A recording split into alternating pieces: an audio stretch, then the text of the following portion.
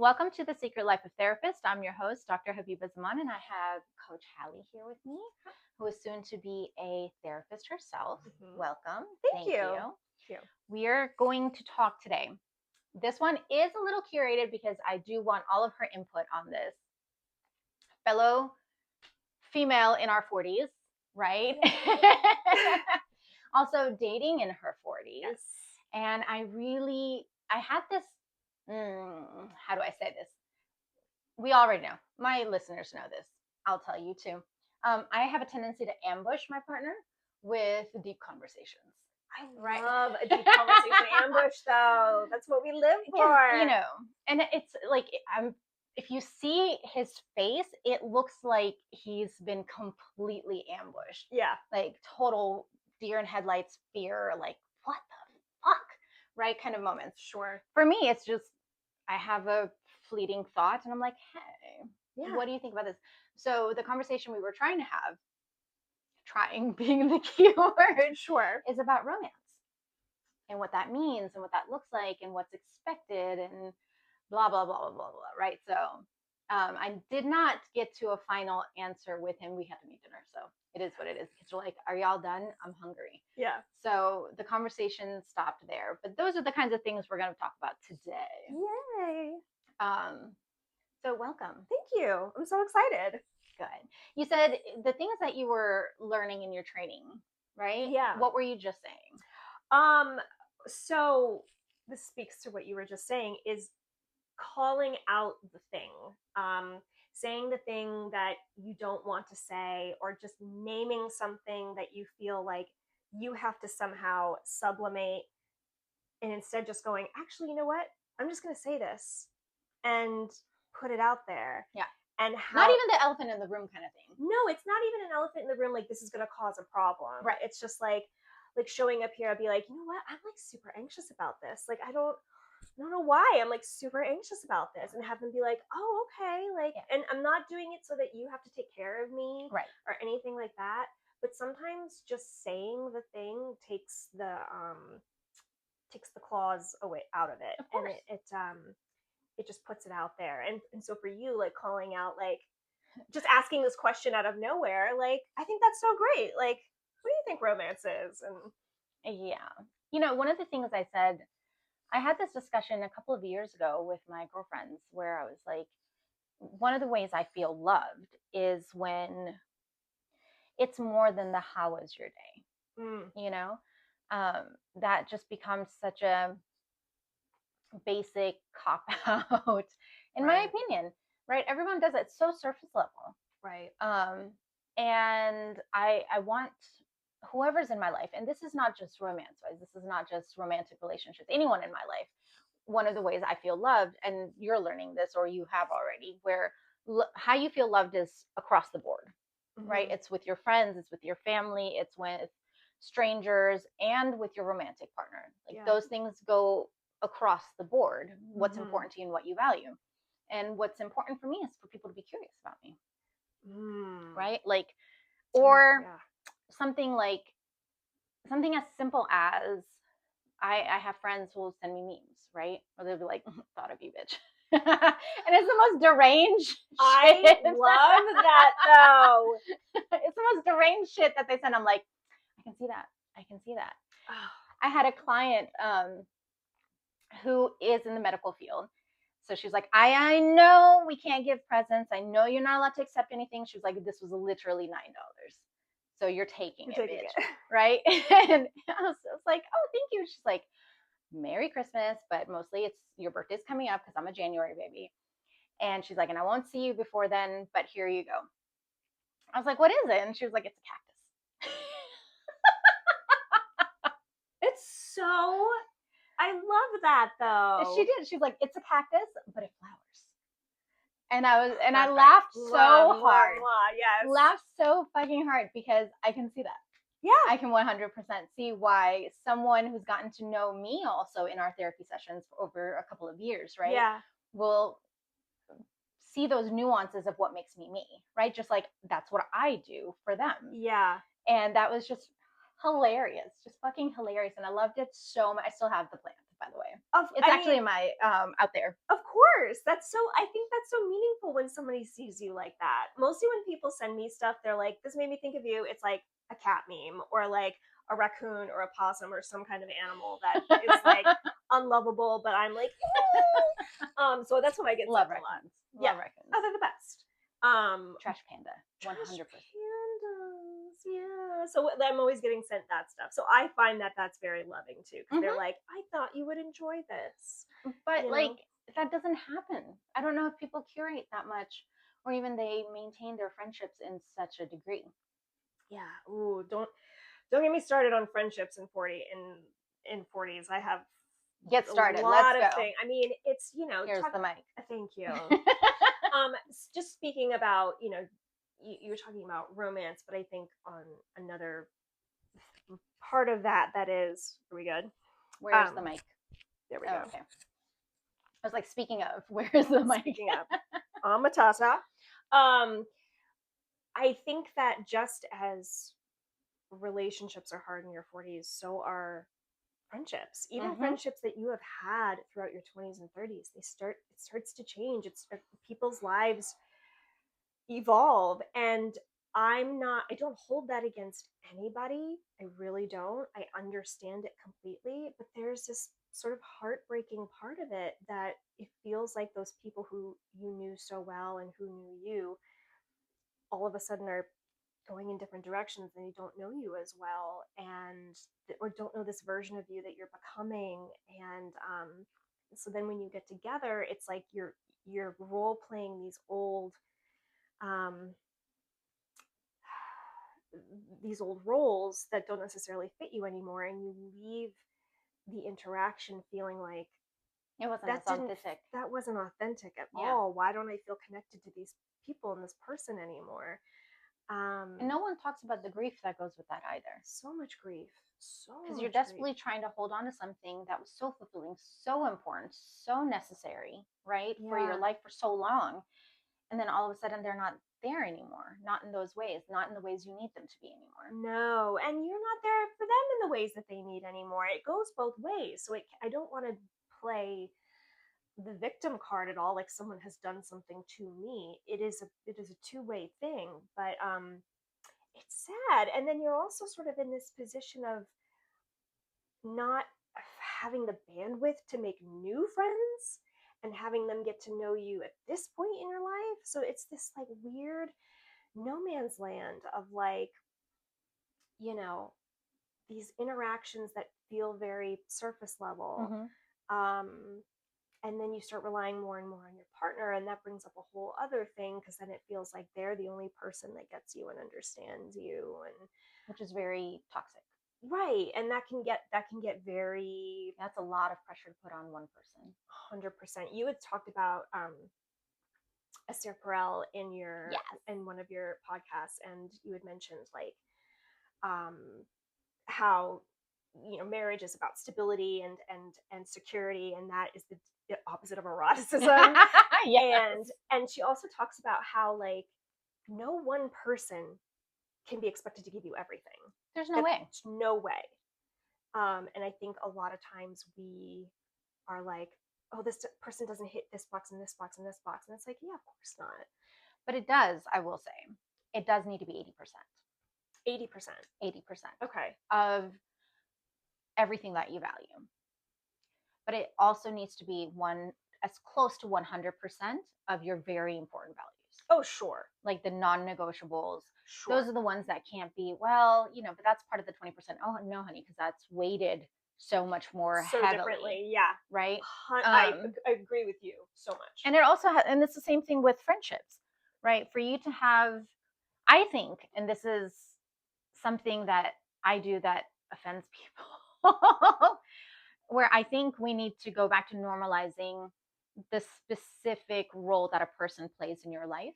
Meaning, this is an acquaintance, this is a colleague, this is a old schoolmate, this is, cousin, this is soul sister, this is, my ride or die bitch. This is, do you see what I'm saying? No, it's that whole like everyone can't be your friend. Meso system. See, you can tell that I'm in school because I'm like, I'm like, this person's theory. But there's a whole theory about how, like, Yes. you've got your core, and then Yes. you've got this sphere outside, and then Right. outside and outside. But yeah, and determining who's in that. Right. I do think after COVID, right, we're tired, first of all, existing through that world, event. And then I don't think people came back the same way. No. I think community and relationships suffered a lot. Community, huge. Yeah, I'm realizing how important that is, especially to mental health and well-being. Like, community, it helps you define who you are, it helps build you up.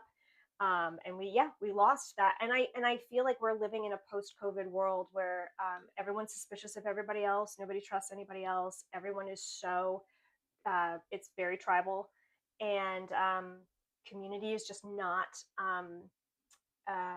emphasized. Mm-hmm.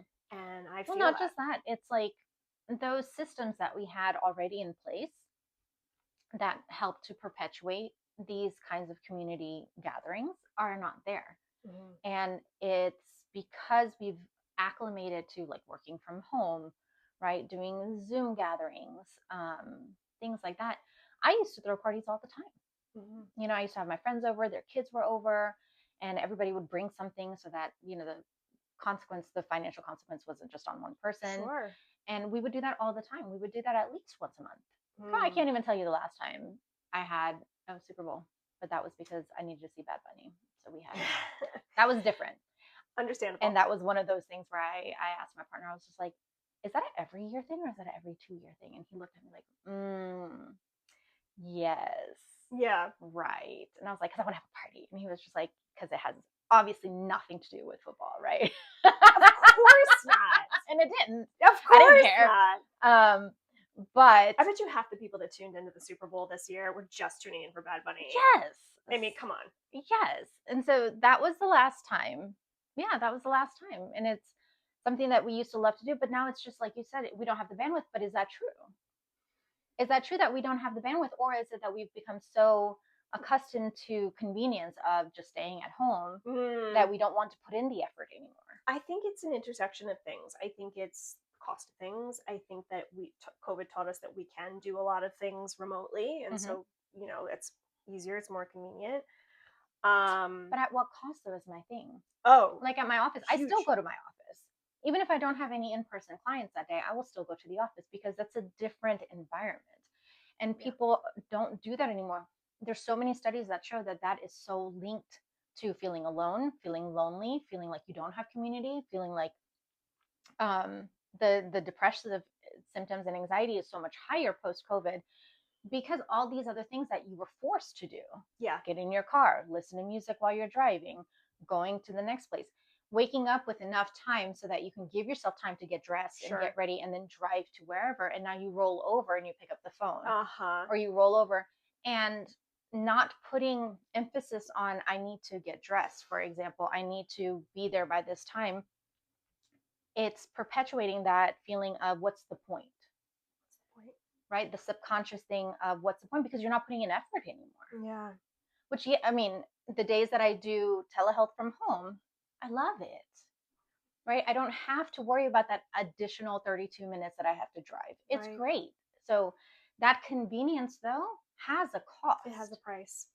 Yeah. And I think we've lost. So before COVID, everyone was in the office in between sessions while we're waiting for the next client to show up, right? Yeah. We're shooting the shit, acting fucking fools, right? Having a great time, processing the trauma that was just unleashed with the client before us. Yeah. And you don't have that in between sessions now when you work from home, right? You don't have that immediate connection with your colleagues and coworkers. You don't even have the option to build that because there's no, we don't, yeah, I do.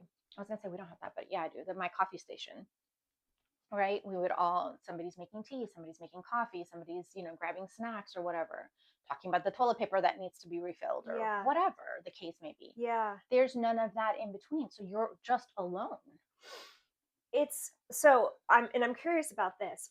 What percentage would you say, I don't know if you can say this or not, what percentage would you say of your practice is telehealth and in person? 50-50. It's 50-50. So my goal as a future counselor is to at least be 50-50, if not more, in person. I think I the want it to be more. in-person element is so critical. And when I see my own therapist, it has to be in Yeah. person. Yeah. There's something about getting out of the place where you work, sleep, uh, hang out, do everything, and going into a different place where those distractions aren't there, where your to-do list isn't there, and just being in a healing Hmm. space. And I just feel like people have sacrificed that for the convenience of being able to do it from home. And I get it. I'm not saying that that's Because wrong. gas is I'm expensive, not saying that that's office wrong. space is expensive, all of that's expensive. And Yes. that's the thing. Office space is super expensive, so therapists are like, I can't, like, I gotta do telehealth. I can't afford my own office space. But I feel like something is lost there. Right. Um, and it's just a personal thing. And No, I'm right there with you. you Which know, is why, I mean, I own my office building. Did you go? Have you been there? I I don't haven't remember. been there yet. Okay. It's in Tucker, right? Tucker, yeah. Yeah. But, I made it into this beautiful place, but I miss having the people around all the time. And again, there are times where I don't want to leave my house and have to get in the car and Yeah. go, especially if I don't have anybody waiting for me. But I do it anyways, right? Yeah. And whenever I do see my coworkers there, I'm just like, hey girl, how's it going? Oh, please be late. I hope my next client is late so we Yeah. can catch up, right? Yeah. Or I always have an open door policy. So if the door is cracked because I'm on the third floor, there's a lot of stairs. They just walk right up, Yeah. sit down until the next one shows up, kind of thing. And I love that. But Yeah. when you were saying, at this age, yes, 100%, it's so much harder to make friends. But I think that's why. I Yeah. think that's a big part of it. We're not in environments with shared ideals and belief systems. Because if I was surrounded by other healers, whatever case that, however they show up, right? We already have an established set of values there Yeah. because we're all, even if we're not all therapists or psychologists or whatever, we're all in the healing profession. Yeah. So the themes are still going to be the same of what we're talking about, what we're connecting on, right? What we're building off of. Yeah. Not with everyone all the time, obviously, but the ones who are there and people who are working from home, as convenient as it is, right? Please don't get me wrong. I love my working from home. I get more workout done. The house gets cleaner, things like that. Yeah. But then I'm also missing out on the other part of it. So when we feel so lonely, but we work from home and then we're tired, everyone's tired, right? Everyone is tired. Like, what is it? Like, So, but then what are we doing yeah. to go cultivate these connections if we don't have that third space, right? Because your home is one space, Right. your work is supposed to be the other one, which we don't have that anymore. There's supposed to be a third one. Yeah. And that third one is supposed to be where you get that fulfillment of your hobbies and this and Yeah. that. Where's any of that? Right now it's just home. Yeah. And I think that transitioning this into the whole romance thing, I think that is also why it is so hard dating in this post-COVID digital world, because I think this is just a working theory, and I think that before you were forced to meet in the wild. Mm-hmm. You were not forced, but things happened organically. But we also enjoyed it then. We enjoyed it. And now it's like you meet online with the specific intention of dating. So it's about checking off all these lists and boxes and interviewing. And I'm saying this as a woman, we need to do that, Yes. because we need to make sure that we're not wasting our time, especially when we have biological clocks.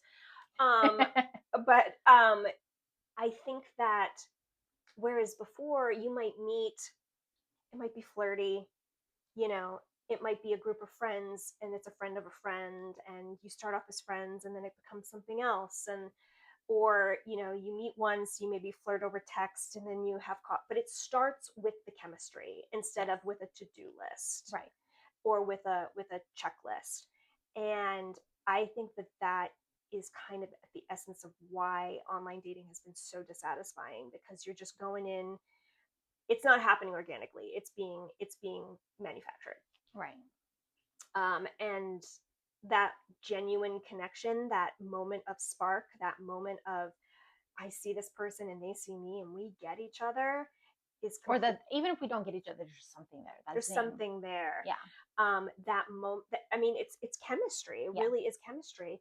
And I think that that's missing. And because we're all just trying to like go on as many dates as possible so that it's a numbers game. I've heard that said so many times. It's a numbers game. You just have to go on a bunch of dates and eventually you'll find somebody who you like, instead of it just rolling out. Yeah. Um, I mean, there's so much to say about modern dating. I don't think I have enough time in the world to go through all of my thoughts on yeah, modern dating. And it wasn't that long ago that I was doing all the dating. yeah. So I get it. It's disheartening sometimes. It is, and I'm fortunate that I'm currently with somebody who is wonderful. But at the same time, you go like, and we met over an app, and it was a process of really having to let down guards and force yourself to just not um, choreograph it so much and to just let it happen. I'm glad you said choreograph because I think what I experienced and what I still see in my clients now and my friends and anyone else who's dating is that online dating allows you to put on a mask and keep it on so much longer than if you would have met someone. I know in college, a long time ago, one of my relationships, I met this person. I was like, my God, I cannot stand this fucker. Right? Now, and I was didn't have very good boundaries, didn't have much self worth, didn't think I deserved a whole lot at that time in my 20s. And so when they kept pressuring and pressuring and pressuring and pressuring, I eventually just caved and said yes. And that was a theme that followed me for years in that relationship where a no of any kind, right? No, I don't like this. No, I don't want that. No, blah, blah, blah. No, I don't believe in that. It was just like, well, you'll cave eventually. It got to a point Whew. where this person actually said that eventually you'll cave Ooh. because I'm the one that established that rule, right? Yeah. Based on who I was at that time. But gut instinct met through a friend of a friend. I was like, my God, when I heard this person speak, I was like, ew. Right, there was other words, but Yeah. let's just condense all of that to Yeah. ew. Ew. And one of my struggles 14 years later going into the dating world, 16 years later, whatever, long ass time later, going into the dating world was taking people at face value, except that they're all performing. It's all performative. It's a mask that they're keeping on to put their best foot forward. And I hate that so much because, like, why? Yeah. That's manipulation. Be your psychotic ass and see if I want to be with you or Yeah. not. I think that's human nature though. I mean, that's like, we That's insecurity in human nature. But people who are who they are, right, and they want an authentic relationship have to just show up with whatever psychotic version of themselves that's out there. And the oh other yeah. person will either accept you or not. And if it's not, then thank you. Nice to meet you. Right. Because it's so manipulative, toxic, and harmful for that side that will show up. It shows up what, a year later, 6 months later, 9 months later, when the other person has caught feelings for a version that doesn't exist. So that version that doesn't exist thing, that was a huge thing in my 30s that I really had to reconcile because I had this hang up that men would fall in love with me because they saw a version of me that was the version that I presented. And then they would get to know me and they would see the not so uh the not so uh manicured side, and they would go, oof, Right. this isn't what I signed up for. Which is across the board a fear of rejection that everyone has. Yeah. So I agree with you. A lot of people do that. They show up because if you see who I really am, you're not going to like me. Yeah. Yeah. But And that is one of those things that requires work. Yeah. That person requires enough self-work so that they know that whatever version that they show up with, there will be a match to that. And if it's not this person, that's okay. Yes. And that is where I'm at currently. I'm Mm-hmm. embracing that era. I wouldn't say that I'm fully 2 feet in, but I'm definitely testing those waters of like, you know what? I'm showing up the way that I am, and that's either for you or it's not. And if it's not for you, That's okay. God bless, that's okay. Um, and I'm very fortunate that the person I am currently with is has seen those sides, and is just as smitten with me as he was Exactly. before, Right. because he has made it very clear, um, I'm not in love with a version of you. I am in love with you. Right. And And you deserve that. You deserve someone where you don't have to carry that weight, yeah, right? yeah, Of what is like, oh my God, you're not going to like this. You're going to leave me. You're going to leave me tomorrow. You're going to leave me next week. Eventually, you're going to leave me anyways. That yeah. insecurity and fear is so heavy, right? It steals you from you any chance of joy that you can have in that moment with this person.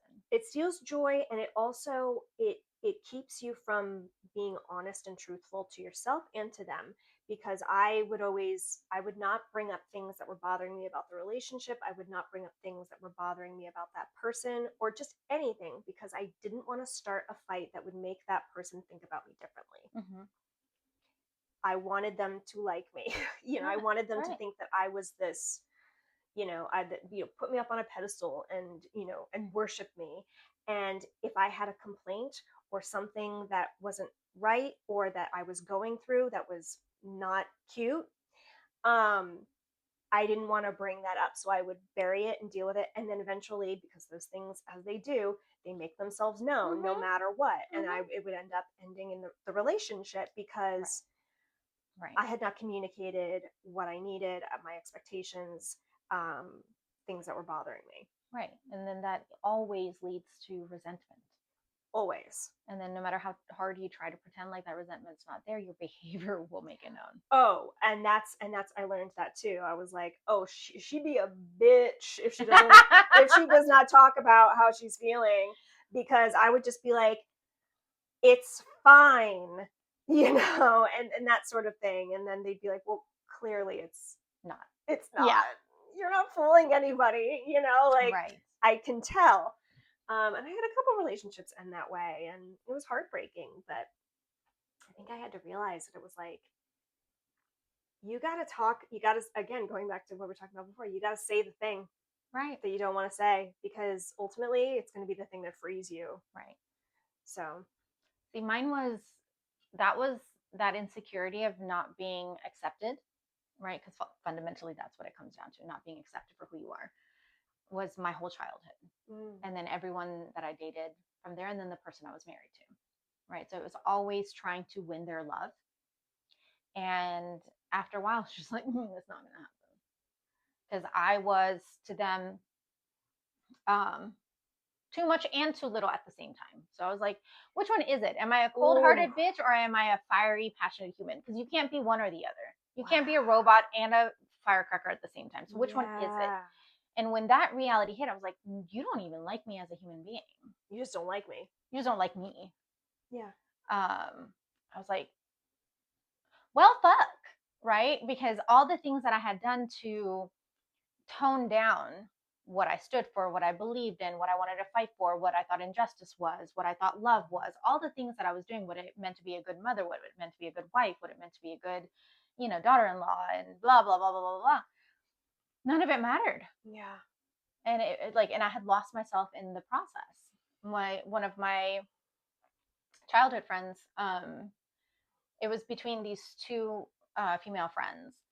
One had come to visit me after being gone for a few years, and she came in through the door, and I just opened. I was like, "Hey, girl," and she was like, "What is this?" yeah, And I was just like, "What?" She's like, "Why do you look dead?"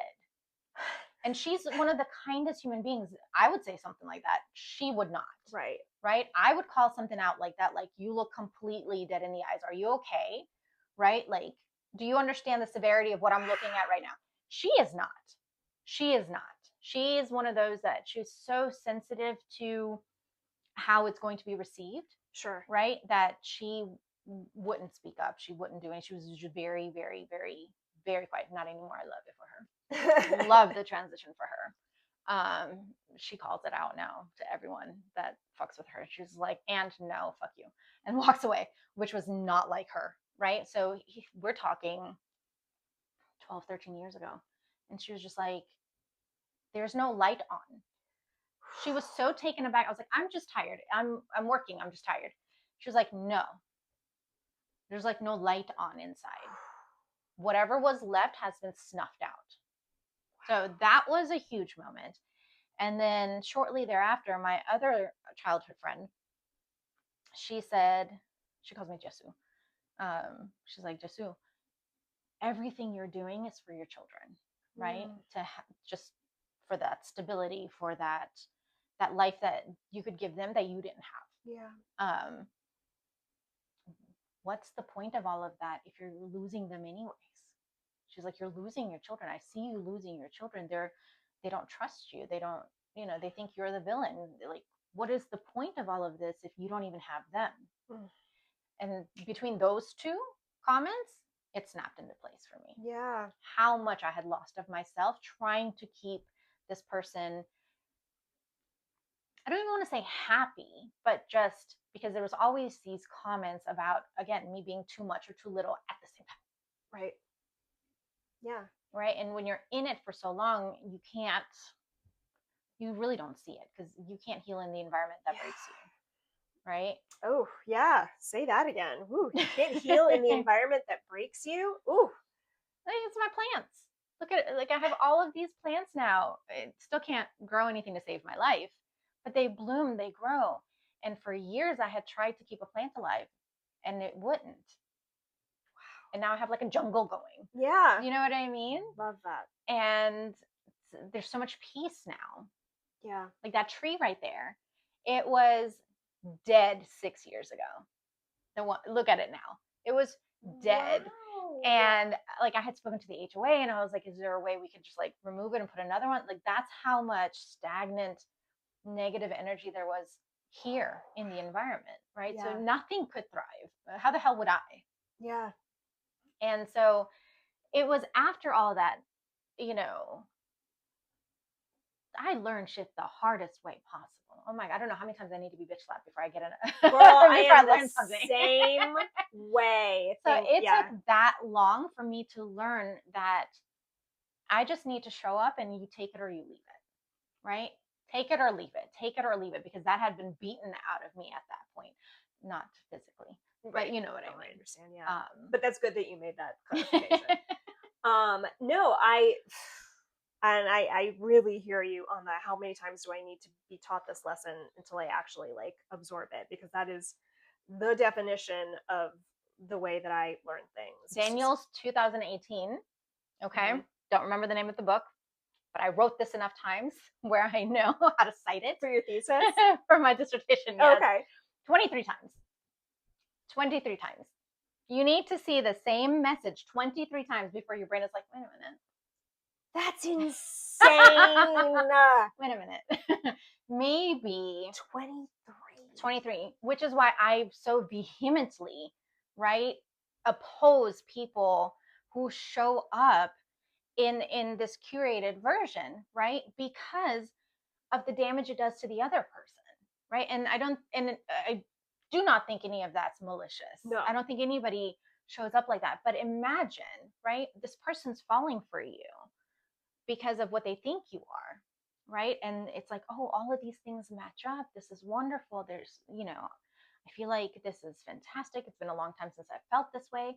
But no, they're attaching to somebody that doesn't exist. And then they will need to get bitch slapped by that 23 times before they start being like, wait a minute. Yep.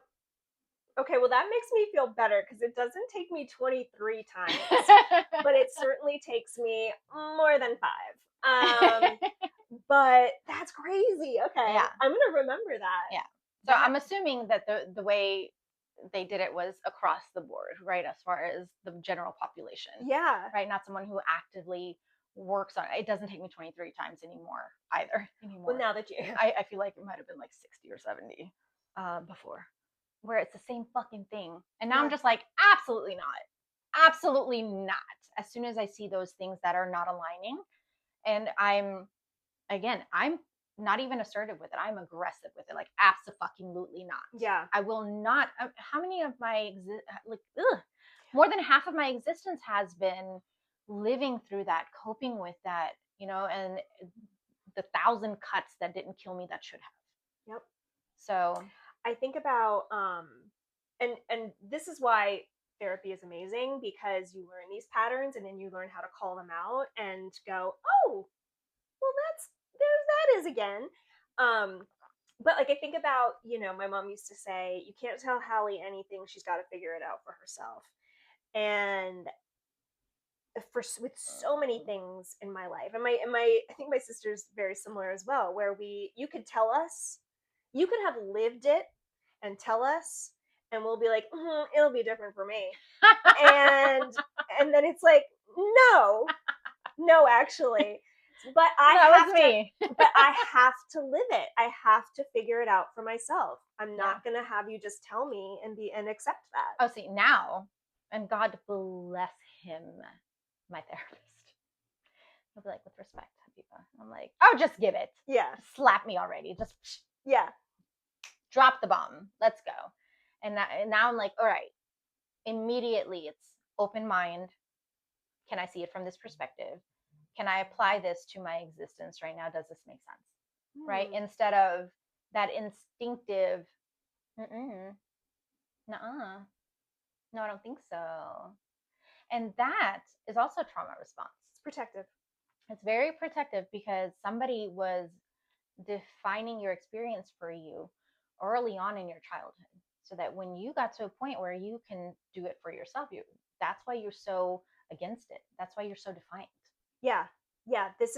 Yeah, that's oof. I love that, from the perspective of trauma therapy, because I see it as like, for me, when I'm that adamant about a certain perspective, it's because like I can't admit to myself that that could be wrong for various reasons, and or I need to know that I'm right about this as part of my identity, as part of Mm-hmm. my value and Mm-hmm. self-worth. Mm-hmm. Mm-hmm. um Even just as fundamental as my words have value, my voice has worth, my voice has weight. my voice has weight. I'm smart. I know. I've Meaning making. I've been through all of this, and this is what I've come up with, so this has to be true, otherwise what was all that for? Yeah. So many things, but again, Staying in the longest relationships unnecessarily for that very yeah, I reason. mean, it infiltrates so many different aspects of our lives, and one of the most beautiful things that I've gotten now that I'm studying to be a counselor is that releasing releasing the judgment, releasing the need to hold on to a thought or a belief, Mm-hmm. and just go and be curious instead, Mm-hmm. and examine it Mm-hmm. and see what happens. Exactly.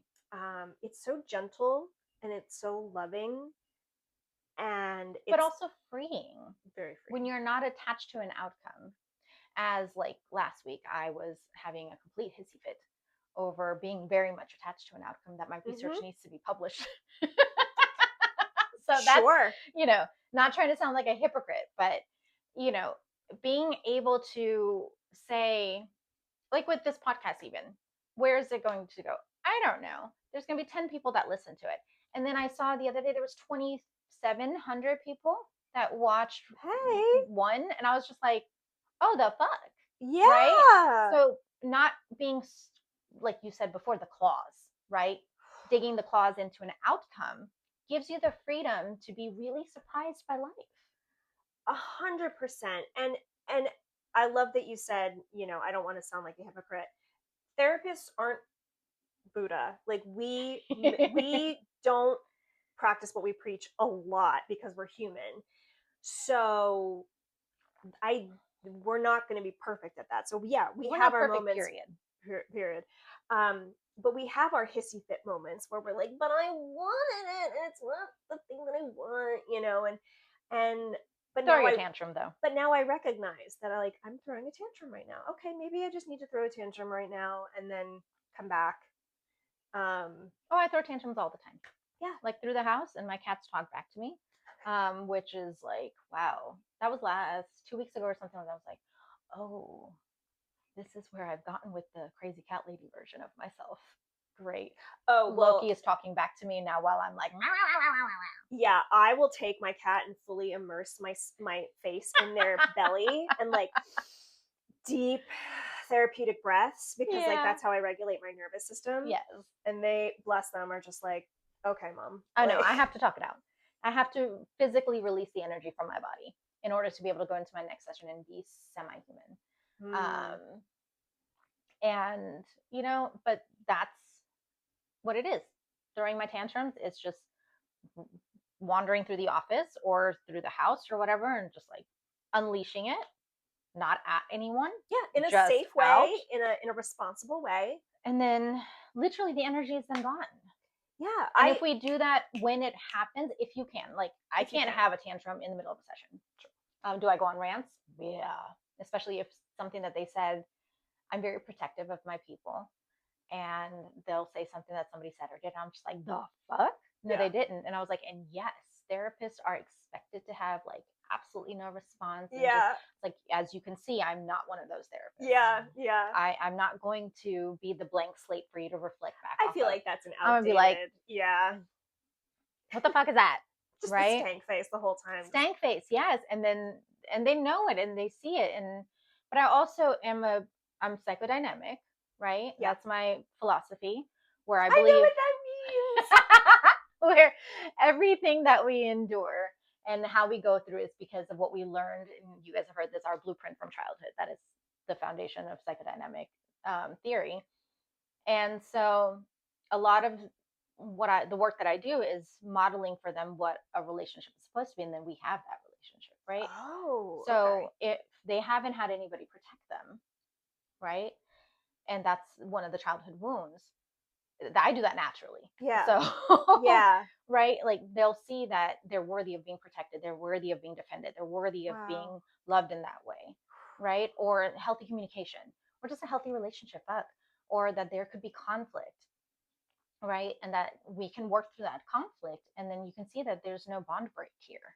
We're Oh like my we're still god. good, right? Because in therapy you'll see that I have clients who are, sometimes they get to a point where they're terrified of disappointing me, and they have to work that through because that's been their blueprint, that any time, right, you disappoint someone, they're going to reject you, and we've created this bond.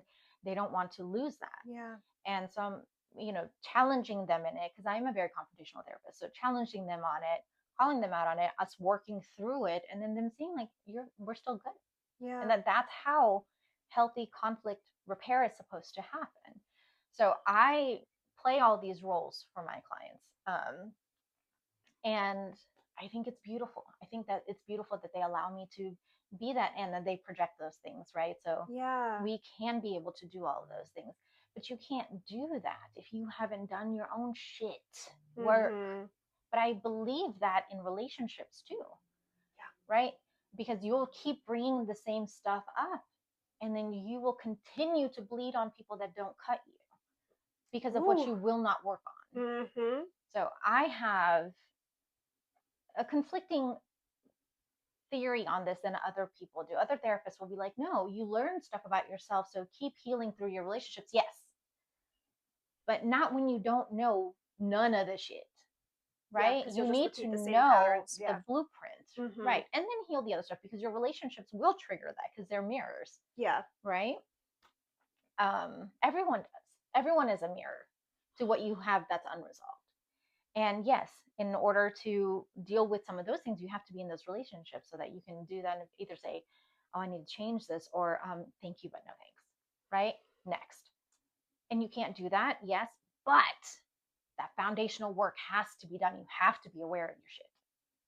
And that's why I think everyone needs to be in therapy. I think everyone needs to be in therapy so they can examine those things. Like, Yes. I think people think like therapy means like something's wrong with you, or like, no, it is the human condition that sometimes we need to learn how to Just to see it. see it and navigate it and recognize it and go, oh, this is what's happening here. Um, so that we don't, like you said, and I'm totally going to steal that, bleed on someone who hasn't cut us. Like, because it's true, we do that all the time. And I think that it's so beautiful that you are modeling for these people what a healthy relationship should look like by just your interactions with each other at 15 minutes every week during therapy. Like, that they can trust, that they can say the thing, and maybe it makes you upset, but it doesn't break the bond. Right. But that's where my healing started, and I think that's very important. My healing began with my aunt, who was all the things that I needed, right? That I never had. Yeah. And, eventually that went away as well. So then that reinforced, again, another childhood wound of abandonment, right? Because I got abandoned again. But she was the start of that. She was the start of being able to believe in myself and things like that. And we're talking high school, Yeah. high school years, early 20s. Um, and then since then, it has been my therapists that was like, that's a toxic ass relationship, right? Or some of them even before, which I wish they would have been a little bit more directive, because again, homie here learns the very fucking hard way that this is just who this person is. And if you're choosing to stay here, you're choosing this, whatever this is, Mm-hmm. good, bad, ugly, right? You're choosing to stay here instead of focusing on why are they doing this, right? Why doesn't matter. The why really just, we as humans, I think we fixate so much on why are they doing this? Why did they do this? Why? Finding meaning, Yeah. which is important, but it also sometimes keeps us stuck. Right. So a lot of my therapists, right, as I evolved, they evolved with me, different therapists until the one that I got to right now, where, and now it's just really simple. Do I like the way I feel when I'm with this person? Very instinctive. But if you would have told me that fucking like 17 years ago, I wouldn't know how to tell you how I feel. Mm. Right? Do I like the way this feel? What does that mean? Right? Now I can connect with my intuition. I was not able to do that back then. And I think it's very important to know your own limitations and accept them for what they are. Sure. Which is part of, like, show up with your crazy and then see where it goes. Yeah, yeah. Ugh, I mean, showing up with what you have and seeing what you're capable of and what happens, like, has been a huge. Because that's going to change. Yeah, and you'll also surprise yourself. Right. I think half the time I surprise myself when I just show up and go, oh, I did that. Cool. Like, because I had pretty much convinced myself that nope, can't do it. You're not gonna be able to do it. It's gonna be too hard, too hard. Attachment to an outcome. And then I realized that all that anxiety was for nothing. And you're like, well, shit. Right. That was a lot of energy, and Emotional energy is energy. If you're very, very tired, see where your emotional energy is going and why. so true. Oh my god, so true. I wanted to ask you, do you consider yourself a directive therapist? Yes. Yeah. I love that. Even if I didn't want to be. Yes, it's my personality. Yeah. I think that's great because I'm in this phase of very like exploring like Carl Rogers and like the person-centered therapy, where it's very, for those who aren't therapy dorks like us, it's very like you just let the person talk and express and just create a space for them to be vulnerable. You're not necessarily telling them what to do or how to do it. Whereas a more directive therapist is going to be like, okay, this is what I think and this is what you need to do. Or like with CBT, like give you a homework assignment to do, So, and like that kind of thing. Ish is what I was going to say. Directive is Directive-ish. ish. Meaning, even with directive therapists, they'll call you out on your bullshit and say, do you see how you're being passive aggressive right now? Do you see how in this relationship, in this job, in this thing, you're being passive aggressive for these reasons?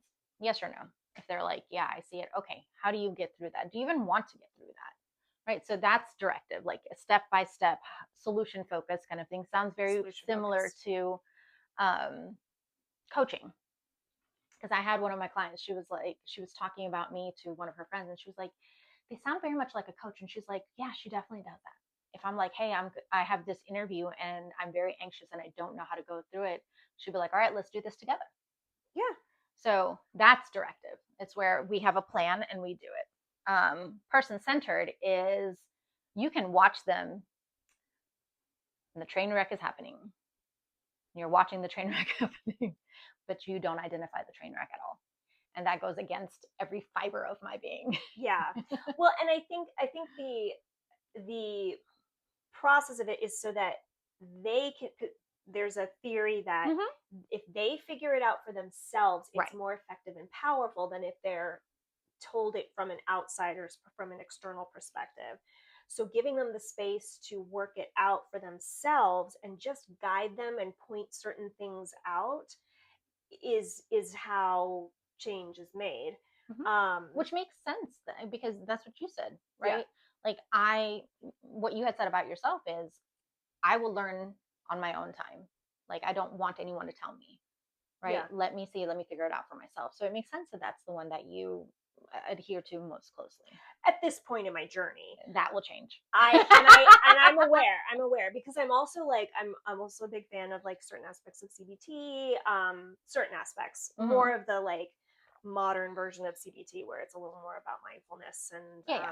and that sort of thing. That mix of CBT and DBT.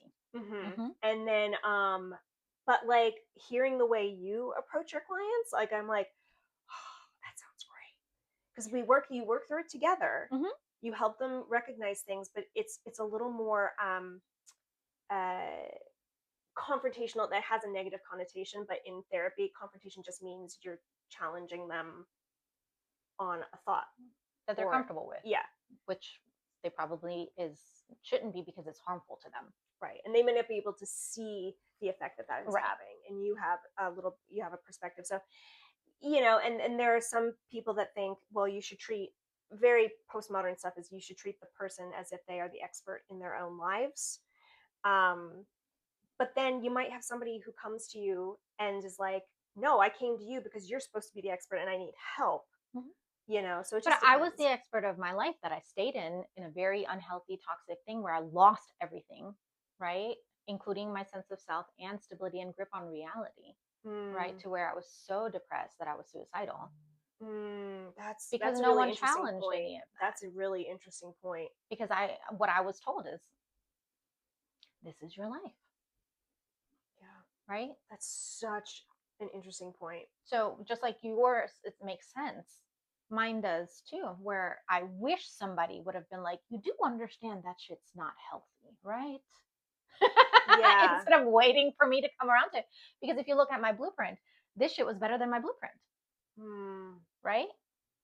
So for you, when you were approached with that, this shit isn't healthy, right? Because it's not enough to just call that out, right? They Mm-hmm. have to understand why it's Mm-hmm. not. Well, we do so much psychoed. Amazing. Okay. So yeah, it has to be followed up with Oh, something I that, teach so much. okay, great. And then also, even therapists who are more directive, like I am, and we're solution focused with wherever you're wanting to go. But like I said, my foundation is still psychodynamics. So we're still trying to unearth all the shit that led you to be where you are today and why you got to this point. With all of that, I love it when I can't even say it with a straight face. I love it because my clients, because of that healthy relationship we've built, they're like, Habiba, I don't have time for this shit today. I can't do it. I know it's toxic. I know this is limerence. I know that I'm stalking. I know I'm doing all of this. I know I'm being passive. Whatever the thing is, they're like, I know it. I see it. I'm choosing it anyways. And radical acceptance in where you are and why you're doing whatever is the premise of everything I believe in. Yes. Own your shit, Own it. right? So again, directive is not, I think this is wrong and therefore you need to change this because I'm defining it for you. They define for them what their values are. Yes. Okay. And then I point out when it's not. When it's like, well, this conflicts with what you're telling me your Right. values are. And then are we still going to choose it? Because sometimes we do, right? Sometimes I go flying head first into my delusions. And I know I'm doing it. I'm choosing to do it. I'm going Yeah. to dissociate right now, and I'm not dealing with this shit because I have an interview I need to write up. Yep. I have another meeting, and I have 7 sessions that I've scheduled for today, and I have 3 evals that I have to type up. So we're just going to nosedive into my dysfunctional ass self, Yep. right? But as long You as have you own awareness. it, You own it. You right? have awareness, right? You're not just doing it and going, why am I doing this? Right. And so Yeah. that's what I mean by it goes against every fiber of my being, because watching them kind of flail around in this train wreck of a situation that they're in for the 3rd time, and they're not seeing it. They're not seeing it. A lot of times people don't see it, just like I didn't see it, because that was my normal. I grew up in a way where that dysfunction was normal, and this was better than that dysfunction, so it must be okay. So, and if you have no other example for what this is supposed to look like, how the hell are you supposed to cultivate it? Yeah. So such a good point. And by letting that person, when you have a client that says, I'm not doing this shit today, like blah blah blah, that's honoring their autonomy, Of course.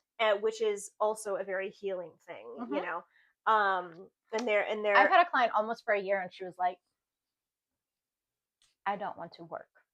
No more shadow work. None for this year. I was like, all right, I got you.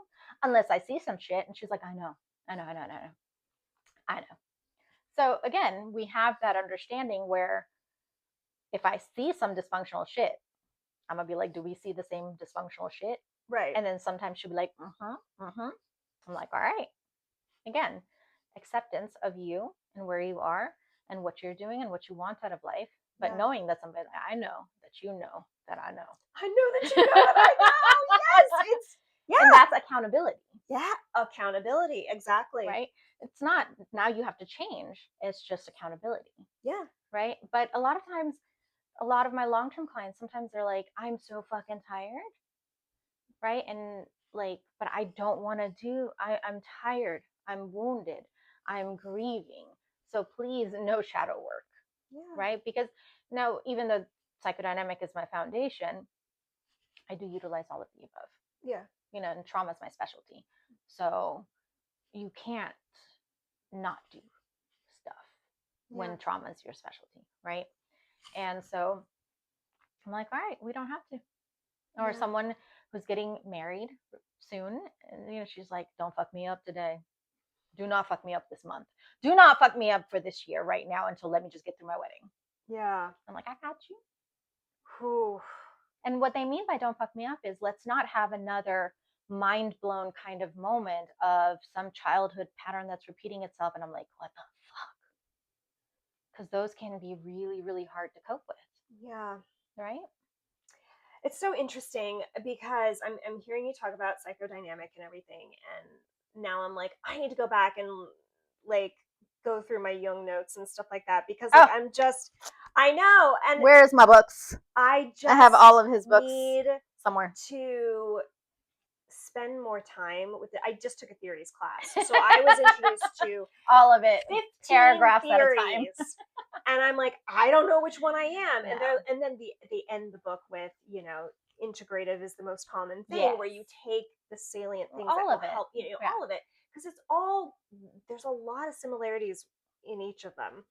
And then there are things that like are slightly different, but I have days where I'm like, oh, I'm going to be a Gestalt therapist, and then other days where I'm like psychodynamic, and then other days I'm like, solutions focused brief therapy. Like, where does Ellis fall? Do you remember? I don't remember which one he falls under. I'm seeing his name, and I'm seeing it in the text, and I cannot remember. I don't either. I want to say he's psychodynamic. I want to say that, but he was very much of it's your responsibility to challenge your clients because you see things in a way they don't. Is that reality therapy? I don't know. Oh, okay. That was a very, very long time ago. I can that was see, 17 years ago for me. I feel like I can see the literal page in his name, and nope. But I feel like he was somewhere in between. I want to say he was also psychodynamic with like Adler and Jung. Adlerian theory was birth order and all of those things. Yeah. Whatever, it doesn't matter. we're getting in the weeds. Absolutely unnecessary. It's so, but like for us, but for a student, Geeking it's out like here for a geeking second. out, yeah. But yeah. All right, last question. Okay. What time is it? I don't even know. I have no idea. How long has it been? Yes. How do you define romance? I was afraid you were going to ask me this because I don't have an answer. But I think that's the point. Not a lot of people sit there and try to figure out what that is. They just know when it's not there. Yes. But they don't know what to ask for. They know when there's a lack of it. And I mean, like, it depends. Like, romance. Maybe that needs to be your homework. I think it might be, honestly, because like, and it changes as you age and things like that. But like I know what turns me on, and I know what makes me feel comfortable and cozy. But romance, Yeah. romance. Yeah. See, I'll ambush you with the same shit that I did to him. Yeah. No, it's interesting. Well, let that be your homework then, and then we can do that on our next episode together. Okay. I'm really gonna think I'll give about you some this. time to figure out what that answer is for you. I might need to read some books. But I mean, again, right? Everyone defines it differently based on your values. Yeah. But I think it's very important, especially if you're going to have romantic relationships, to know what romance looks like for you. Yeah. Right? And which is different from being loved that we talked about before. 100%. And also, one of the most romantic experiences I've ever had in my life, the two that top tier, 1 and 2, have been with my best friend Nicole. I love that. Yeah, where I was like, this is so fucking romantic. And she was like, it is, isn't it? And I was just like, damn, this is like. Do you remember wow. what it was? Yes. Top tier. Like I said, best 2 things. So one of them, we went to Chicago, the most recent one. We went to Chicago to meet our friends, right? They were her friends. I came along. I've met them a couple of times, but she's close friends with them. And they had taken us to a lakeside dinner place. Yeah. Dinner was fine. It was okay, right? I guess it was more for the ambiance and stuff like that. But we had a great time. They were going to go get the car. And then Nicole and I are standing outside, full moon, clear sky. You can see the Chicago lights glittering off the water. And we're just standing there side by side, just talking. There's, we have that safety and intimacy and all of that in our relationship. And then all of a sudden the fireworks start out of nowhere. And then she was like, I feel like I should like put my arms around you or something like that. And I was like, I know, right? Is this not it's so romantic? I was like, why is there never a man around when I'm having these romantic moments? Right. It's always with her. I think that's beautiful. Though. And another time was when we did our girls trip to Cancun. Right? The ambiance, our walk down from the restaurant to the beach. And we have a thing where we sit, and I do this all the time. I love sitting in front of the ocean at night, right? And it was the same thing. We're walking in the canopies, of the trees and the vines and everything. And of course, my dysfunctional ass, the first thought is like, there better not be a snake that falls on my head because I will die. Fully would have thought the same thing. She started cracking the fuck up. And then I don't remember what we were talking about as we're doing this walk. There's twinkling lights in here in this like very secret garden kind of atmosphere. Yeah. And I was like, Nicole, and she's like, it is so romantic, isn't it? Why don't we have any men? And I was just like, why are there no men here? First of all. Maybe that's why it's romantic. But it was so like just everything just felt so romantic. Wow. And I was just like, this is amazing. Like if I ever find a boyfriend, like we should, I should bring him back over here, which I've never brought anybody back to that resort. Yeah. Oh gosh. But yeah, it was, again, it just came out of nowhere where I'm like, this is so romantic. And she's like, isn't it? Right? So I'm really gonna never with a man though. I'm really gonna think about this. Like I want to take this into my life and like be more aware of that. Cause like I'm thinking about like certain things, certain like little moments where you have this moment of like, but that always felt like joy. Right. But not romance necessarily.